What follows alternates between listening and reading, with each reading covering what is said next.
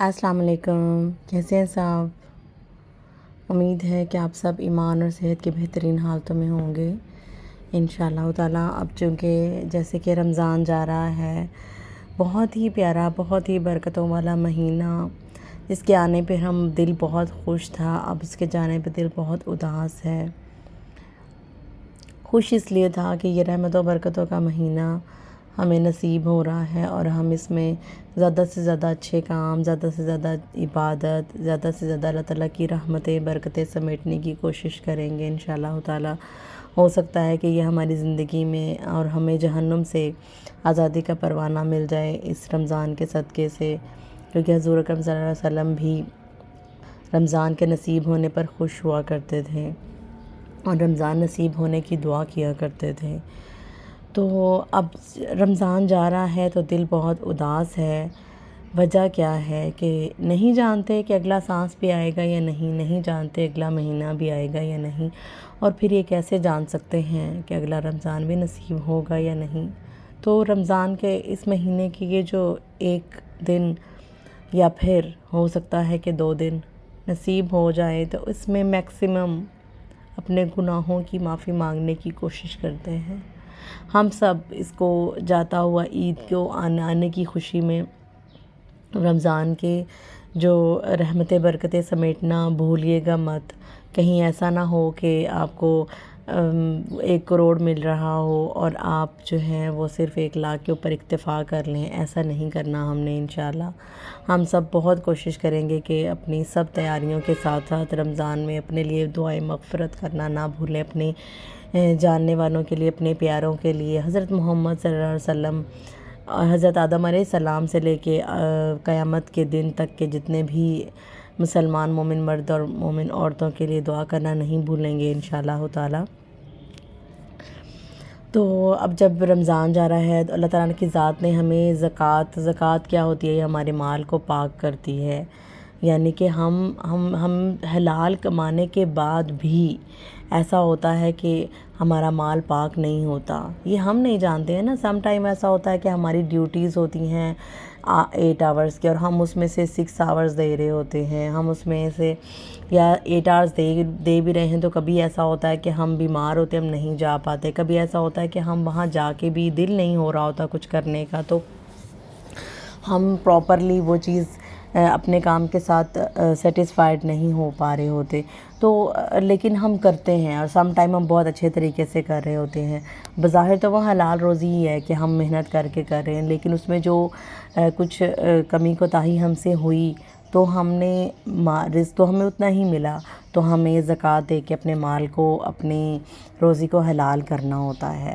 تو اسی طرح سے جو ہے صدقہ فطر، یہ بھی بیسیکلی اسے زکوٰۃ الفطر بھی کہتے ہیں۔ زکوٰۃ الفطر یعنی کہ جب ہم نے رمضان میں روزے رکھے، ہم نے کوشش کی ہم جھوٹ نہیں بولیں گے، ہم نے کوشش کی ہم کسی کا حق نہیں ماریں گے، ہم غیبت نہیں کریں گے، لیکن اس کے باوجود بھی ہم سے کیا ہو گیا، ہم سے یہ ہوا کہ نماز پڑھی اور بہت اچھی نہیں پڑھی، کبھی ہم نے قرآن پڑھا اور دھیان کہیں اور چلا گیا، کبھی ہم روزہ لگ رہا ہے، ہمیں روزہ فیل ہو رہا ہے، اس میں نماز کو بہت اچھے سے نہیں کر پائے، کبھی ہم راتوں کو جو جاگنا تھا بہت اچھے سے نہیں جاگ پائے، کبھی ہم سے کوئی غلطیاں ہو گئیں رمضان میں، کیونکہ ہم عادی ہیں نا شیطان کے پیچھے لگنے کے، اور عادی ہیں نا ہم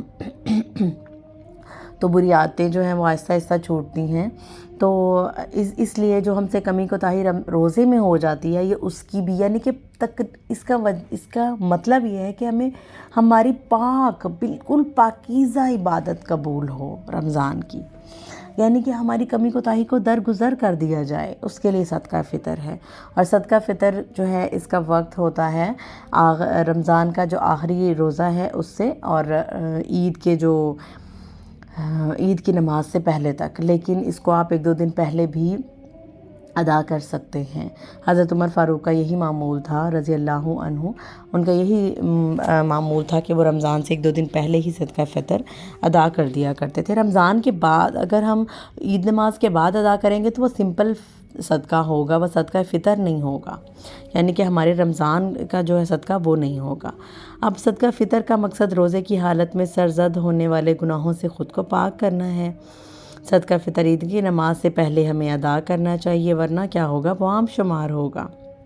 حضرت ابن عباس سے روایت ہے کہ آپ صلی اللہ علیہ وآلہ وسلم نے فرمایا، صدقہ فطر روزے دار کو بےہودگی اور فحش باتوں سے پاک کرنے کے لیے نیز محتاجوں کے کھانے کا انتظام کرنے کے لیے فرض ہے۔ جس نے عید کی نماز سے پہلے ادا کیا اس کا صدقہ فطر ہو گیا، اور جس نے عید کی نماز کے بعد ادا کیا اس کا صدقہ فطر عام صدقہ شمار ہوگا۔ سنن ابن ماجہ کی 1480۔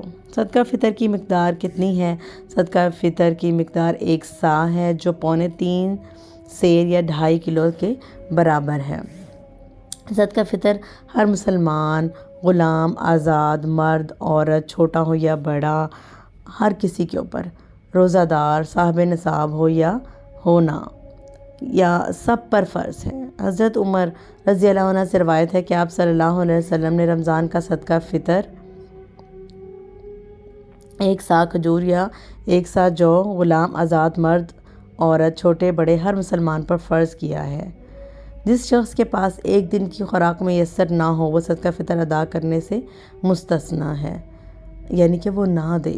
صدقہ فطر غلہ کی صورت میں دینا ہی افضل اور مسنون ہے۔ ہم لوگ سمجھتے ہیں کہ پیسے دے دیں گے کوئی مسئلہ نہیں ہے، لیکن کوشش کریں کہ سنتوں کو زندہ کریں۔ جو چیزیں ہم خود استعمال کرتے رہے ہیں وہی چیزیں ہم صدقہ میں دیں، یعنی کہ راشن۔